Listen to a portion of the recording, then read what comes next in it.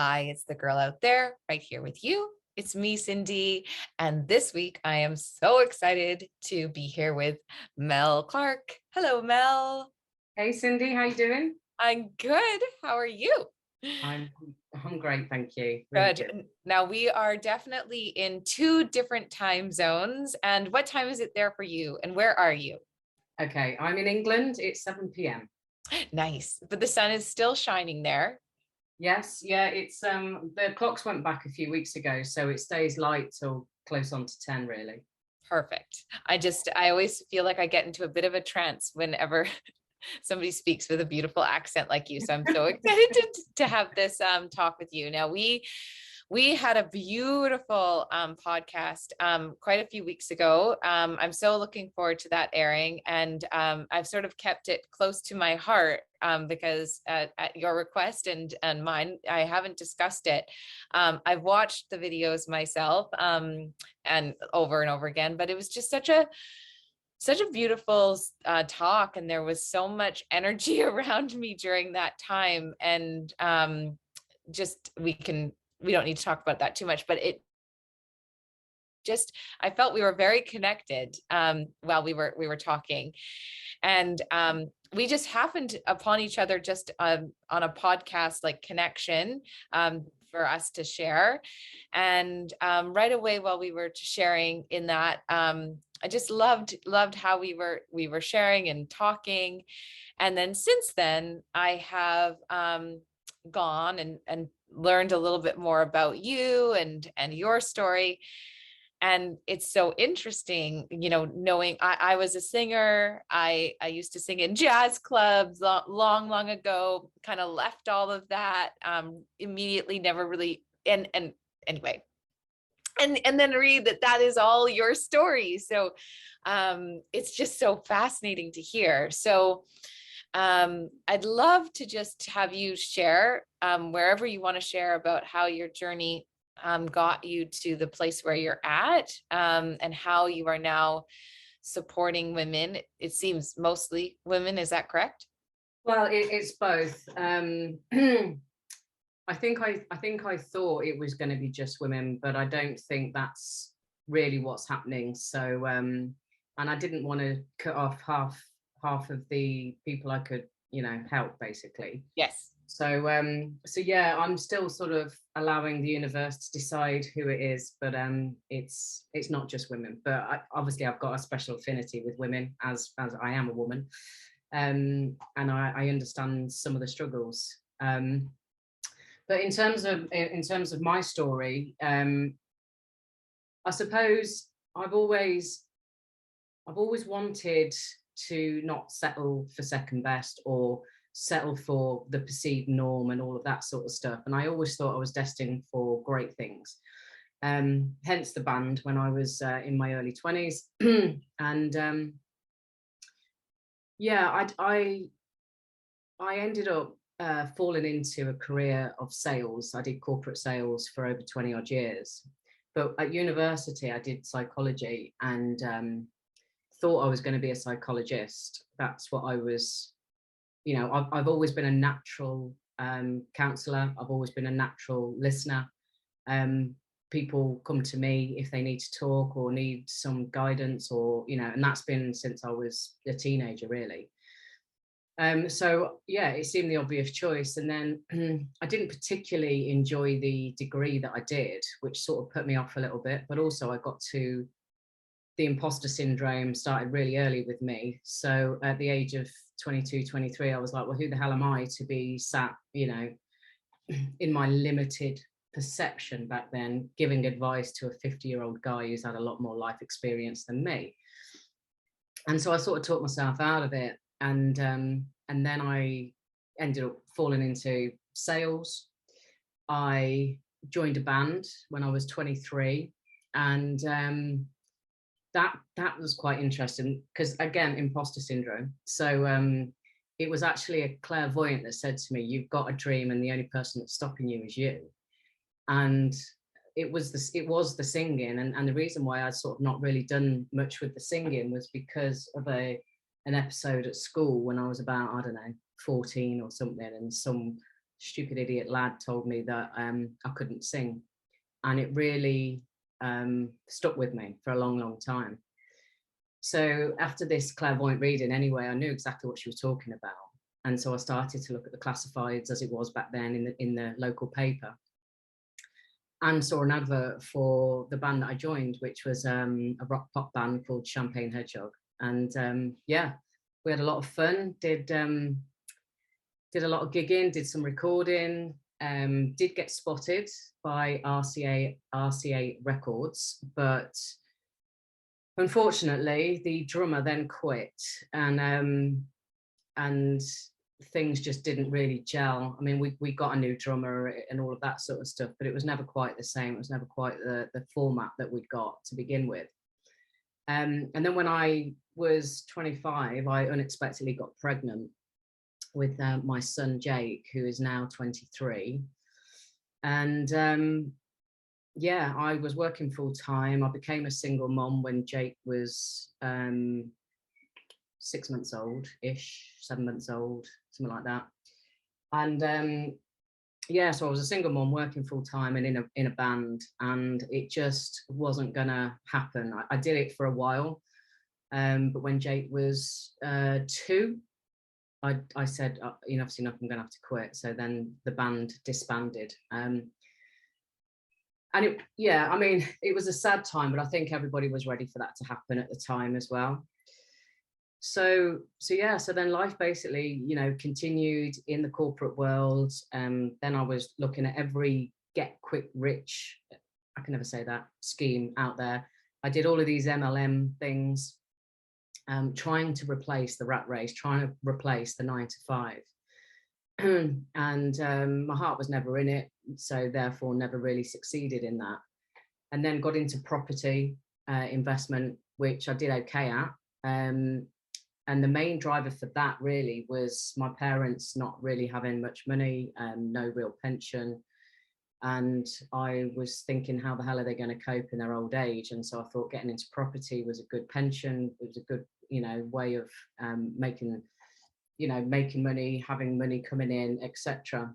And so I ended up buying with my brother 3 properties in 6 months with none of our own money, which was pretty amazing at the time.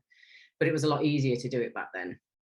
And then once we'd got all of those sorted, they're all in the city where I live. We lost my dad in 2006, and he'd got this little dream about having his own place in Spain, or him and my mum did. And then so I decided that after he'd gone, it was probably a sort of, driven from the heart, cherishing his memory and all the rest of it. And I started to get emails about property in Spain. So long story short, I ended up buying 2 apartments in Spain in 2007, just before the economic crash. And yeah, it was an absolute nightmare. And needless to say, I don't have those apartments anymore. So that's a whole other story. But it left me feeling absolutely paralyzed with fear, because it was a massive thing to go through, losing those apartments, but also it was affecting the stability of me here in the UK with my other properties. And I also changed jobs around the same time and made a massive mistake. So when I tried to get a new job, I wasn't being offered the right kind of income, because we were in this recession. And I was sinking massively under a sea of debt, credit cards, loans, commitments. And I was then was going to become my husband. And I just said to him, I can't do this anymore. I feel like I've got to go into debt management and, and try and pursue something that I enjoy, get a part-time job and try and pursue my own thing. So that's what I did, rightly or wrongly. And so that allowed me to sort of tread water for a while. And I did a look at going bankrupt. And I was advised at the time to keep treading water, otherwise I was going to lose everything. So that's what I did. And luckily it paid off. And luckily I've still got those properties. but yeah, so basically it basically paralyzed me for about, I'd say, 5 years or something, of doing nothing, of doing this part-time work, sort of still still trying to think of something else to do, trying different things, thought it was going to be music, thought it was going to be other things. And then, yeah, I think I got married in 2009, and I started to, by about 2011, 2012, I knew the marriage was basically on its last legs. And I don't know where it came from, but all of a sudden I was sort of back in the game. All of a sudden I'd started to go to property events, and then there was an amazing speaker at the time, a guy called John Lee from the Wealth Dragons, who I was really impressed by, and ended up going to their events, which was all free, and it was all about property and all of that sort of stuff. And then met a load of people. Never really did what they suggested. It was all about lease options and things, but it got me going again, and it got me being ready, I suppose, to be more receptive, to be looking at opportunities, and to like sort of feel the fear and do it anyway, kind of thing. Yeah, which then basically led to me joining an online marketing company, which was an education platform. And that was back in 2017. And yeah, thought, this is it. This is the one. Affiliate marketing. This is going to give me, hundreds of thousands each year. And it did for some people. But what I really got from that, joining that company, they were called SFM at the time, they've since changed their name, was a community of like-minded people, like people just like me, who were looking to replace the rat race, get out of the rat race, do something a lot more fulfilling with their life, and have financial freedom, and have the ability to work anywhere in the world if that's what you wanted to do. So yeah, that was a right old adventure of lots of trips away, and going to events and meeting some amazing people. And the actual marketing side of it for me worked a little bit, but didn't work. It's an expensive job advertising on YouTube and places like that. So to sustain it, you need a lot of money. But as a result of that, the coaching thing sort of came back to me, because the education there was very much about teaching you, or making you realize that we're all leaders in our own way, and we've all got something to give to the world, and we've all got something to offer. And actually, what is it? Who is your ideal person that you want to help and you want to serve? And for me, it just kept coming back to the not settling in life. Don't settle for second best in your relationships. Don't settle for second best in your career, because I'd been the queen of settling. And, and I'd been there, and I'd pulled myself out of it. I ended the relationship with my husband. As difficult as that was, it was the right thing to do. I knew we weren't right together, and I knew it wasn't serving my higher self, if you like. So yeah, so that's where the coaching sort of started to come back to me through joining that organization.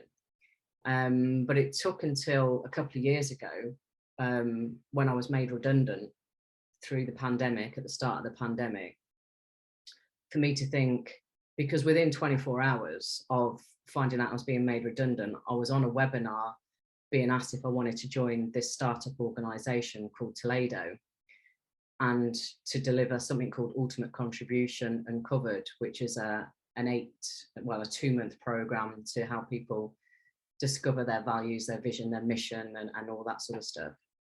And so it was like, this is the universe giving me a massive kick up the ass, basically. If this isn't serendipity, then I don't know what is. So I went for it, even though it was a bit of an investment to get going and all of that. And it's been a lot slower journey than I wanted it to be. But because I'd been through, so what I deliver now through the Ultimate Contribution, I'd done that myself a few years ago. And the power of that for me was massive, actually seeing who you truly are through your values and through your vision and your mission. And to be able to give that to other people is amazing. People that, generally are sort of stuck at a crossroads, or they've had some chaos in their life, or they've just lost direction. They have no idea what to do next, or they want to do something with purpose, but they don't know what that is. And so that's what happened a couple of years ago, which is me putting my big girl's pants on and going, right, this is it. I need to put my money where my mouth is, and I'm gonna now do what I should have probably done 25 years ago. Yeah, so that's how I've got into the coaching right now. And obviously I also started the podcast, which is the Never Settle podcast, which you were on. And for the same reason, sharing inspiring stories, you know, getting inspiring people on that can really energize others that don't want to settle in their life, you know, and have those uplifting stories that make people realize what's possible. So yeah, so that's pretty much it in a nutshell. It's a lot in a nutshell. There's so many different little nuggets to that as well, right? Where, you know, you just kind of casually go through all of that to where you are now. But I know there's so much depth to all of that, which I always say you couldn't have done it 25 years ago, because if you had gone to this point, which, you know, right, like if you had made that choice 25 years ago, you wouldn't be empathetic now, or understanding, or all of those, and you called it a mistake at one point, but it wasn't a mistake, right? Really, like, I think because it curved you to where you are, right? Yeah, absolutely. Yeah. So because when I looked on your website, so what is this main thing that you're doing now? That it was the bit of the investment, but it which you just spoke about, and I immediately went to that, it's something like, if I was going to be doing that work, can you tell me in more detail what that looks like?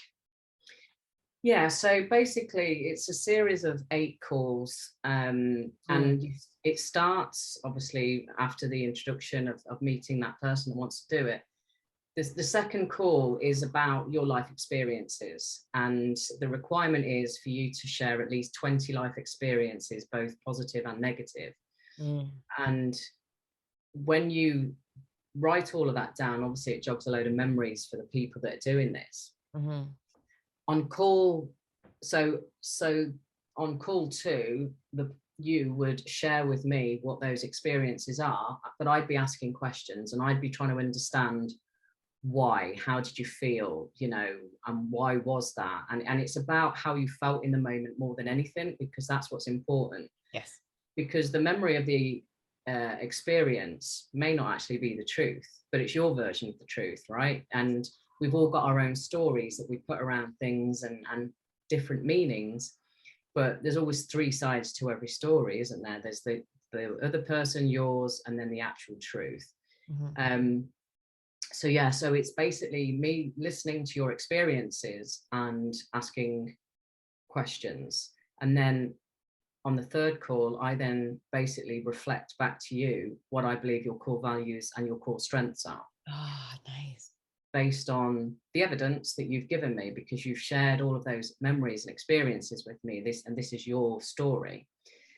So I would do that, and then for call 4, you go away and you would basically whittle that down to 10 values and 10 strengths, and hopefully you would agree on the values that I've presented to you. Sometimes people come back with, well, I really want love, you know, or I really want this, fun or something, but that's more of a, I want it because it's a nice thing to have, as opposed to it's been actually reflected in what you've shared. Yes. So you then get to own what your top 10 core values and strengths are. And then from that, you then get to build out your vision with the help of me, your vision statement. And then we move on to how you're going to achieve that vision through your mission statement. And then call 7 is about goal setting and strategy. So great, I've got all this wonderful information now. I've got this amazing vision and a mission statement, but you need to take it out into the world and do something with it, right? So it's setting those goals for the next 12 months or whatever that we don't want them to be a chore. We want them to be achievable, but we also want them to allow you to grow and not be easy. But it's about actually taking that and those baby steps or those daily steps towards making that vision a reality. And we always say, you may never achieve that vision in your lifetime, but if you are energized and motivated towards walking towards that for the rest of your life, then you're going to have a much richer, more content life than you would have done otherwise, right? And then call A is 3 months in the future. It's like a review call, which is where you get to share with me what the last 3 months has looked like, how this new information and this new coat you've got is changed your life, and all of that sort of thing. Because knowing your values makes it so much easier to come back into alignment, because you start to understand, right, yeah, so I felt shit then because I was either with somebody with a completely different set of values, or I was working for a company with a completely different set of values. And you start to make more sense of it, and it allows you to bring yourself back to alignment a lot quicker, I think. I can't agree more. It's so interesting how it's laid out, because I often will say to people, that's one of my first questions. Do you even know what your core values are? Or have you ever discussed that with your partner? And not in a shaming way, but most of us don't even know our core values. We do, like you said, what is fun, or what is, or they want that, but they don't really know it, and can walk through life. Like I think you and I might have in those 25 years known a deep desire, but not known our values. We were living the values of those around us, or what our families instilled in us, or what what we're living with for society values. So I love that idea. And what just came up to me when you were saying that you might not fulfill it in your whole life. But what I say to clients, and some may get this, but may not, is that for your soul, you're living for your whole soul. So what you're actually helping people do is work these lessons through for their next life. And so really, like you're creating an easier life for your lives ahead, so that for you now, like what I know, what I see is that that you wouldn't have such a hard life in your next one by creating that. Does that make sense? Yeah, absolutely. It's funny, isn't it? Because I remember, so I have a regular clairvoyant that I see every so often, and right in the early days, it's quite a few years ago, she said to me, "Oh, you're at level 7." I was like, "What's level 7?" And she says, "Well, basically, you don't need to come back again after this life." But I often think about that, and I think it's to do with the spirituality, the intuition, and all of that. But you just mentioned something about having a hard life. Now, have I had a hard life? At times, it's been hard, but I suppose everybody has hard times. But there are times where I think, I can't have learned all my lessons. I can't have, because I can see myself making the same mistakes and all of that sort of stuff. So am I really at level 7? I don't know, but who knows? But yeah, I know exactly what you're saying. Sorry. Yes. And I don't think, and I don't mean you in general, hard life. I mean you as in people having a hard life, right? Like, so you learn these lessons and then you can move forward. And people would say, I've had a hard life. And I myself think, no, I've had hard moments, right? And I feel grateful for them. Where somebody else would go like, oh my gosh, you've had such a hard life. No, I have not had a hard life. So I think very similar to you. And yes, the levels of awakening, right? We can look at those. I know for myself, I would say I'm at a level 1 or a level 2 of awakening. Versus I think there's 7 or 8 levels. But to get to a level 7 would be very hard for us to get to. And that's, I mean, have you ever heard of the David Hawkins book? Yeah. And to get to that level, I mean, would be incredible for us to get to. I don't know, because basically it's us sitting on a rock. Well, yeah, I don't know. Is that the one where he had the near-death experience? He was in a coma for a long time. Well, there's several books he's written, Power versus Force, Letting Go. I Yeah. don't know, he might have talked about it, but it's just all the energy levels, and talks about how right when you get to that level of awakening where you no longer, you just basically it's a surrender where you just can sit, you just are. Mm. And I think that's where you get to the space of you just are. Yeah, but we are still human as well. So, yeah, And that's because we're still learning, right? yeah, And that's the true awakening, right? We can't, we aren't there yet. We are still coming back because we're still learning. yeah. um but I think so for you, like, are you singing now? Well, so I don't know whether it was obvious from whatever you've read. I don't know whether I put it on the website or not. But so my partner now was the guitarist in the band. Oh, okay. Right. So and basically when we split up back in 2001 as a band. Okay, yes. And then when my sister got to 40, she said, would you and Matt play at the party? So that sort of got us back together doing some covers and that sort of thing. And so we did that. And then it's sort of been on and off over the years. And then we've done some open mic stuff, and we've written some new stuff, but that's few and far between. But last year, so we got together June 2020. So I'd been to his wedding years ago, he'd been to mine, blah blah blah. And it was the weirdest thing because I'd never looked at him in that way. He's always been like a friend and a musical partner or whatever. And then we were still in lockdown. It was June 2020. And it was really weird, right? So I sort of had a bit of a fling with this other guy that lived 300 miles away. It was so impractical. And Matt had, he'd recently come out of a relationship. He'd been seeing this girl for a few months, and it hadn't worked out. So anyway, so I was sat watching TV one night, and I'd got on my planner Queen Brighton Rocks, which is a concert back from the 1970s, and Matt's a massive Queen fan.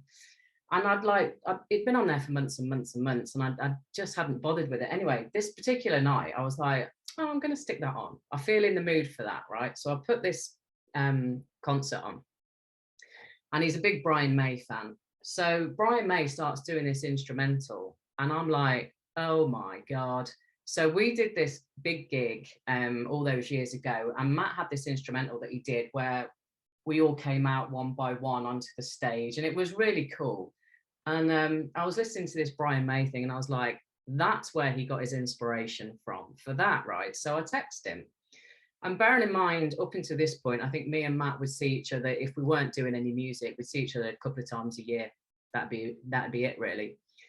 So he's texting me back going, oh yeah, absolutely, that was the inspiration, blah, blah, blah. And then the conversation continued. And I said, anyway, we're long overdue a catch up. And he was like, ooh, are we allowed to in lockdown? I said, I couldn't give a shit about lockdown. So he basically came to mine the following week, and I cooked, we had a lasagna and stuff. And then we went and did some music, drank some red wine, and just laughed our heads off most of the night. It was a really cool night. And yeah, and then something just changed. And I think the red wine might have helped, but yeah, so ended up snogging. Don't know if that's a word over where you are. Just laughing her head off. And anyway, so, and he was staying, because I've got this like lodge in my garden, which is a studio come bedroom come bar come office come lots of things. And so he was staying overnight, and the next morning he came over into the kitchen and sort of went to hug me and kiss me, and I was like, I was feeling so awkward. I was just like, what happened last night? This is weird. I've never looked at you like this before. I don't know how I'm feeling. And yeah, and I don't want to ruin our friendship. You know, our friendship is really, really important. So for the next, eventually he went off, and for the next week, it was confusion. What the hell? I don't even know how I feel, sort of thing. Whereas he was texting me with the most beautiful texts I've ever had. And anyway, I said, look, why don't I come over to yours Friday and we'll have a music night and see what happens, sort of thing. And yeah, and so I turned up at his a week later, and he opened the door, and I was like, oh, okay, that's how I feel then. It was mad. So yeah, we've been together nearly 2 years, and we've had our moments. I mean, you know, he's quite strong-willed, I'm strong-willed. We're very different. He's very left-brained, and he's an engineer, and I'm the complete, you know, right-brain woo-woo. And also I'm a truth seeker, you know.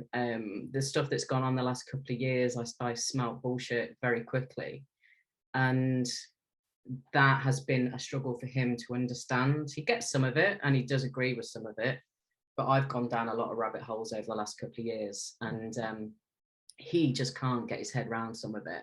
So that's been a bone of contention. But other than that, it's been great, and probably the best relationship I've ever had. And that's so lovely. Like, and so nice to hear, like, and see your face, right? How you two have come together in such a, like, yeah, just so lovely. So nice. And he is the one that you were, but never connected, even in those early days. All No, sick. Wow. no. I think he had a soft spot for me. Oh yeah. but he was, you know, not when he was married. Like he's Right. very he's very loyal. Yes. He's a Virgo, anal. Yeah. So, but yeah, he's had a soft spot for me, which I knew. But then he's had other relationships, you know, and but yeah, I just never saw it that way. Really didn't. And then bang, something just changed. So good. But it's really weird because, like, I had this all seems to be about clairvoyant readings, but I had a clairvoyant reading by somebody completely different back in, when was it? I don't know. Say it was 2000. Yeah. Like, well, whenever it was, early twos, whenever it was, and that clairvoyant said to me, because I was going to become my husband. Yeah. But there was also an ex in the picture still, somebody that I fell in love with at the age of 20, and it took me over 20 years to get him out of my heart.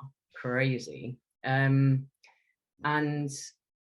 yes, and this clairvoyant said to me, neither of them are right for you. And I was like, you know, it's not what I wanted to hear. And he said, there's somebody waiting in the wings for you. And the first person that popped into my head was Matt.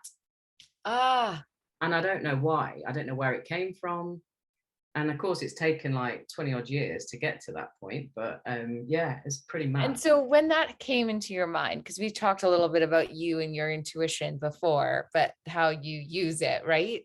And so when that image came into your head, you just kind of thought, oh, that's crazy, and or whatever, and then just let it be. Yeah. Because I think back then he was still married anyway. Right. So it just would have been like, oh, that's strange. Yeah, exactly. So but yeah, it was weird that he was the person that popped into my head. And then here we are 20 years later.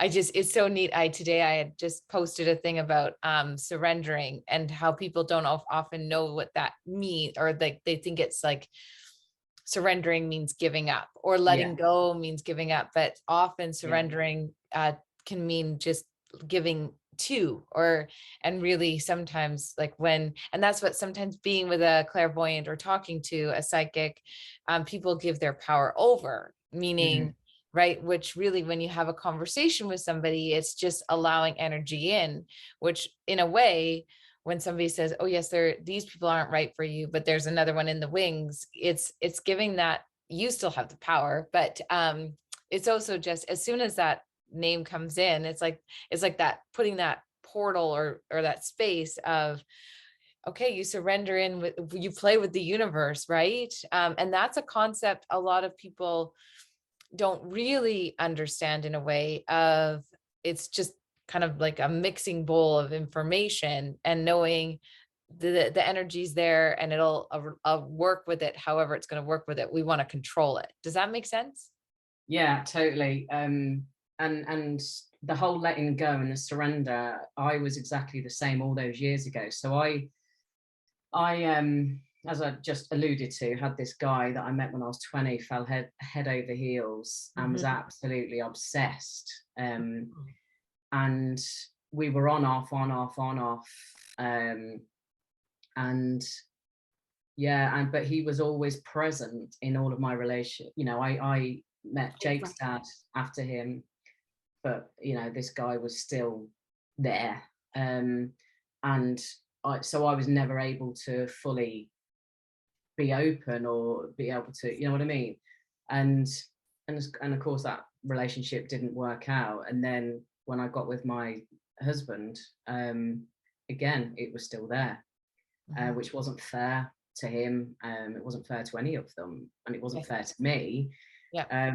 But it was like this constant shadow, really. And interestingly, I only really fully so another little story. In 2010, I ended up driving some guy I'd never met before to an event.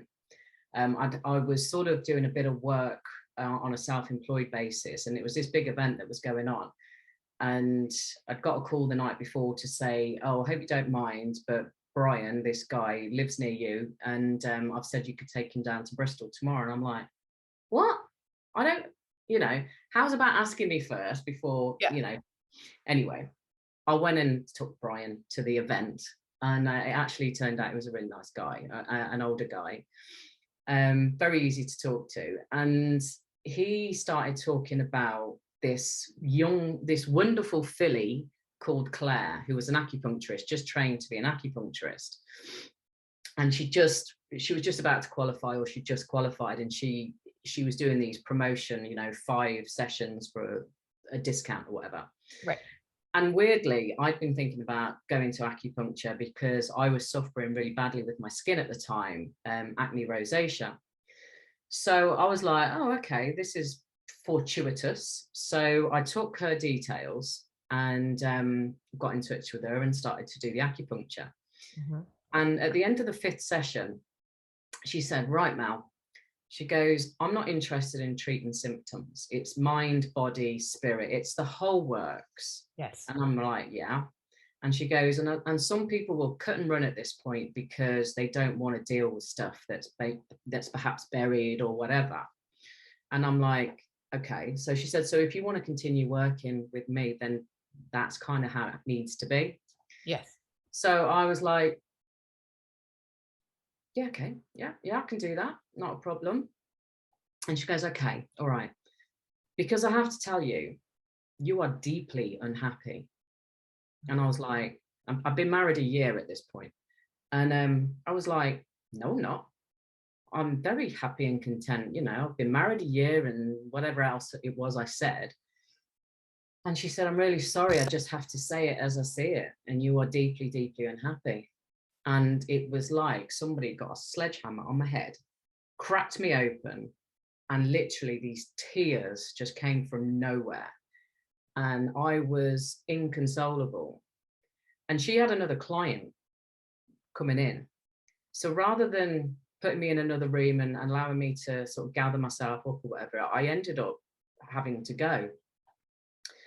And for the next 2 weeks, I was like a whirling dervish. I didn't know my arse from my elbow.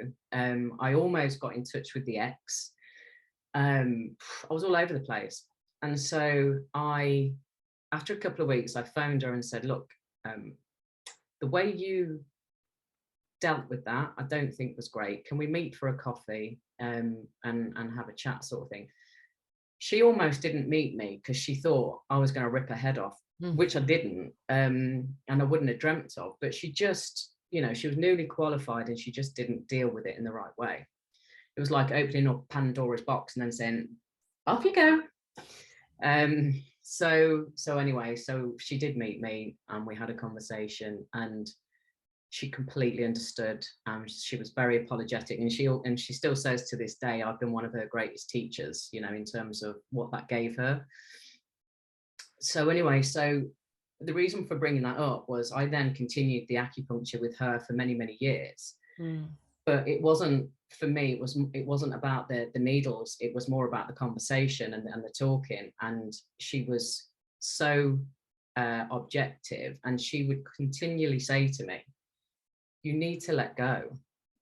And I was like, but if I let go, then I haven't got it anymore. And I'll never feel that way about anyone. You know, I'd completely convinced myself there was one person for me, and that was the big love, which in hindsight is just such crap, because it, you know, yes, I was all consumed and, you know, passionate and all of that sort of stuff.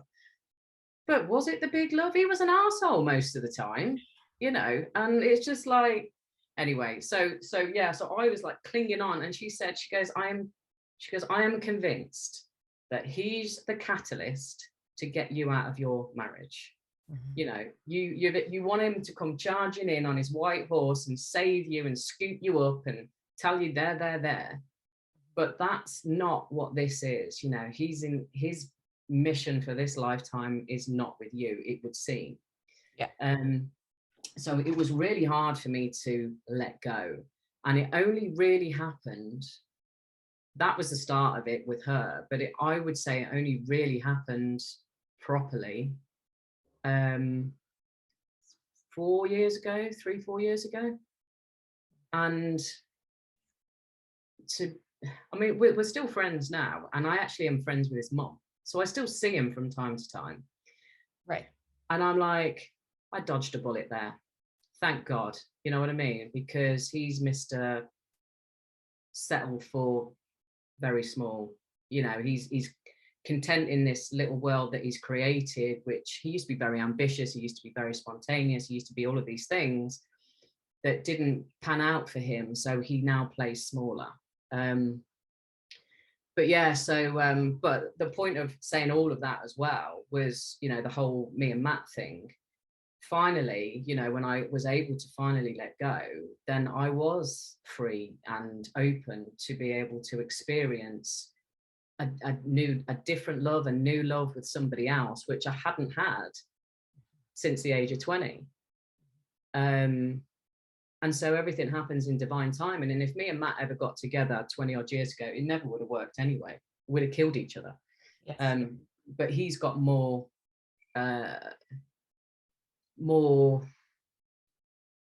he's open to things. He's open to try things. He listens to my podcast. He enjoys, you know, the people I'm interviewing and all of that.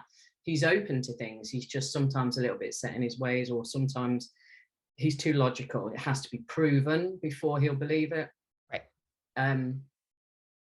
But he's, you know, we all get older. We get a bit more, I don't know what word I'm looking for, but a bit more tolerant. I know we do get less tolerant, but we also get more tolerant. And I think because we've known each other for such a long time, that works as well. So yeah, and I think like listening to all of that, right? I think it all is about divine timing, right? Which is all about and knowing that, like, all of the spaces you were with work and all of the places, like I hear that now with people, like, I cannot leave that job, I cannot do that. Whereas you actually were quite daring, it sounds like, with what you've done in your career. Mm-hmm. Like you've taken huge risks. Maybe you didn't think you did, but compared to a lot of people, they'll stay in one space. I know you did stay in one for 20 years, but you still were trying different things, right? Mm-hmm. And lots of people won't ever try that. So maybe your heart, I mean, I'm just guessing, but maybe your heart was more trapped around love than it was around your your capacity for what you could do in your career. We always have sort of blocks in certain areas, right? And Yeah. now that you've released that, you've let go, it's that this is now opened. It's like divine timing has said, now here you are, you're ready for it. And now when you're saying, I don't know, everything all just seems to be happening, it's like, yeah, you've opened it all for you. It's so exciting. Yeah. Yeah, totally. Yeah. It just, yeah, I know, when I think back to it, I don't know whether it's stubbornness or what, but you know, the fact that I held on to it for so long, held on to that memory, or that, you know, that rose tinted memory that I tinted, because, you know, when I actually think back to it, he wasn't, you know, he's a nice guy and all the rest of it, but he didn't treat me well lots of times. Right. And I think that seriously affected, well, I know it did, seriously affected my self-worth and all the rest of it. Which was an extension really of being, when I was younger, you know, and constantly being told I was selfish and this, that, and the other, and blah, blah, blah, growing up. Because my mum, you know, wasn't a happy person back then. We're very close now, and she's changed an awful lot since losing my dad as well. But yeah, so yeah, the self-worth thing is a big thing, and kept me playing small. But yeah, like you said, that love really was the key to it all, because holding myself in that place of wanting something I couldn't have, that just stopped me growing and expanding in other areas massively. Yes. Yeah, because you've got to love yourself, you know, and it's, people go, oh yeah, love yourself, yeah. But it's true. It's true though, isn't it? Because if you don't, then nothing else is going to flow with ease. It's, And I agree. Like, I think it's where if you can't have that conversation with yourself, or you can't feel that for yourself, then your business will only remain here. The person you're with, your friendships, everything. So I think the do not settle, it just makes sense. And I think as a society, we are told to settle, all of us, like, whether that level might be different for each person, the settle level. But I think that's what it is. So expanding like this is huge for you. So yeah. I'm watching our time, because I can't believe we've already gotten this long. So if you had a piece of advice, like, what do you, so obviously that 8-week one, that's like I would say I would highly recommend that to anyone that I work with, is to just, if you're going to go in. Like, I always say that to somebody who wants to do a one-off, just like somebody with the acupuncture, like that example to me is, you can go for one acupuncture, you know, and that'll be all right. But when you said you worked with her for so long, that's when you really began to feel that, right? And it's the same for me. It's like, you can come for one, but when you really begin to do the work, it's when you see the end results. So if you were having somebody come to you for, I think you do the 30-minute free calls. If somebody's calling you and just saying, like, you know, is it usually that they're overwhelmed with one area in their life? Like, what if you had somebody who's listening to this, what's one piece of advice, or like one tool that you would say on that 30-minute call for them? Does that help? Is that Yeah. I think ultimately you've got to want to change your life in some way to even have that conversation. There's got to be a real knowing or desire within you to know that life should be better than it is, and whether that be in your relationship, or whether that be career, or whatever. So firstly, you've got to want to do something about it. There's no point in us having a conversation if you're just playing around with this idea, because, you know, there's a reason why you wanted this call. Why did you call? You know, why did you book the call? And usually it's, you know, I'm not happy in my life. I don't know what direction It's going to go in, I'm not happy in my relationship. I feel like want to change career or business or something like that, and don't know what the hell I want to do.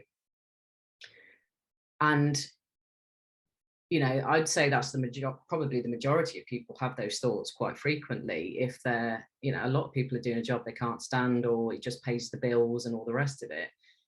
But like you said earlier, a lot of people don't do anything about it because the fear of change or the fear of the unknown is worse for them than trying to make it better. Mm-hmm. And so on those calls, it would be, why are you here? What is it that incentivized you to want to book this call? Talk me through, what's pressing for you right now, and then just questioning them and just understanding whether I think that they want to change their life. Because I've had calls with women, especially about the ultimate contribution pathway, and they've been like, yeah, it all sounds amazing, but I don't think I'm ready to commit to that. I don't think, and even my partner, Matt, he won't go through the program because he's not there yet. He's ripe for it, in my opinion, because, he's at this crossroads in his life with his career and everything else. But he's like, yeah, but Mal, once I get to know my values and my vision, and I can't then unknow it. So I've got to do something at that point, and I'm just not ready to do it. Yeah, and it's a real shame, but it is what it is. And I think that is the majority of people in the world. So true. And I think it's going to change because, the last couple of years, people have been changing anyway, whether they were on furlough or made redundant or whatever. People saw a whole different perspective. The world slowed down. People realized, they couldn't see their friends and family. And then they started to realize that life's too short, and people have been retiring earlier than they normally would. They've been resigning from their jobs because they've realized life's too short. Mm-hmm. So I think that will eventually change. But I think if there was one bit of advice, really, if you feel stuck in your life, if you feel miserable, if you feel like you're doing this job but it's not who you truly are, or if you're in that relationship that ticks some of the boxes, he's a good guy, she's a good person, you're good friends, it could be a lot worse, all of these things that we say to ourselves, but deep down that it's not who you truly are. And if you genuinely feel that way, then take the decision and connect with somebody like Cindy or myself or other coaches out there, because speaking to somebody else and somebody that's been there before you and has been down that pathway already is so empowering. Because at the moment you might feel like you can't see the wood for the trees and you have no idea what step to take. But that's what a coach is all about. It's about giving you, or reflecting back to you, what you already know to be the truth, in essence. But a good coach is a fantastic listener rather than a talker. And it's not about giving you advice, it's about listening and then being able to guide as a result of what information you share with the coach.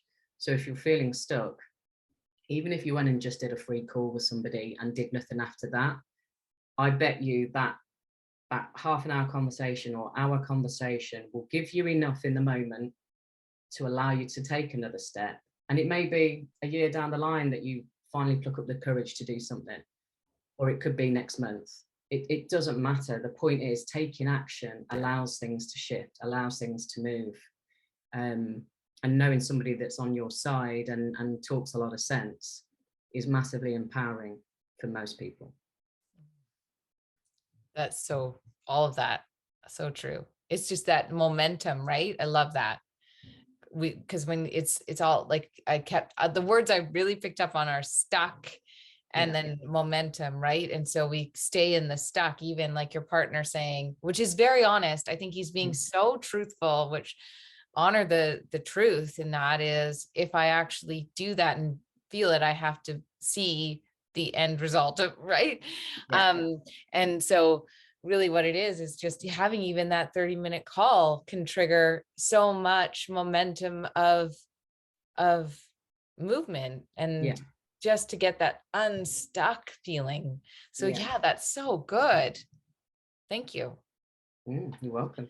Okay. And I always end it on, because I always say this is your Friday cup of bliss. So what is your favorite cup of bliss? Just what do you enjoy? What's your favorite thing to drink? And it could be anything. Red wine. Nice. Oh yeah. Well, that got you to your partner. Do you know what is interesting? And in the 2 years I've done these weekly podcasts, nobody shares alcohol. So well, I was sat here thinking, oh, am I supposed to say alcohol or not? Yes, of course you're supposed to. I don't know why people feel they can't say it. Like what? Like why wouldn't you say it? It's just always they'll say like tea or dandelion tea or something. But yes, okay, red wine. Good. I'm well known for my love of red wine. I'm not sure it's the healthiest cup of bliss, but it's certainly, I enjoy a glass of red wine. Yeah. Isn't it supposed to be? It is. I think something. It's good. Isn't red wine good? Yeah, out of all the alcohols, red wine's probably the best. Okay, there you go. Perfect. Okay, then, antioxidants in, and you know, it's fruit. Yes. Now, and where can everybody find you? Okay, so my website is melclarkecoaching.com, and Clarke's got an E, and you can find me on Instagram under Mel Clarke Coaching, or on Facebook Mel Clarke Coaching, the same. And if you wanted to connect with me, on Melanie Clarke as my personal profile. Perfect. So, and LinkedIn as well. You'll find me on LinkedIn.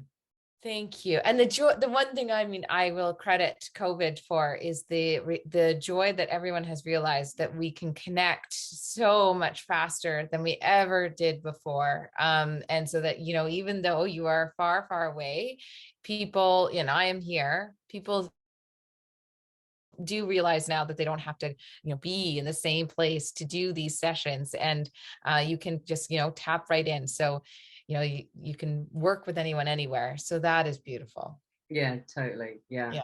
I mean, I've met so many new people through the podcast, people like yourself, you know, through lockdown, and it's amazing because, you know, what they say, like, you know, the internet can be a bad thing and we're all chained to our laptops and all the rest of it, but it's also a very good thing.